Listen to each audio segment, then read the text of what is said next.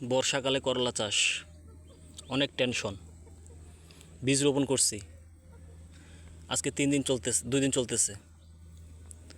মোটামুটি যতগুলো বীজের অর্ডার দিয়েছিলাম, বীজের অর্ডার দিয়েছি 350। মোটামুটি সবগুলোই অঙ্কুর হয়েছে।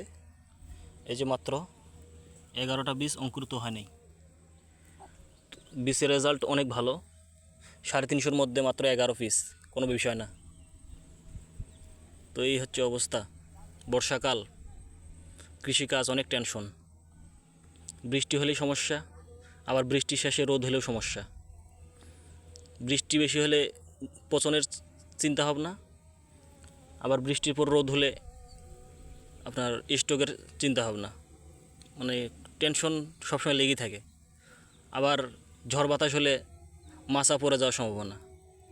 টেনশনের শেষ নেই। এই হচ্ছে অবস্থা।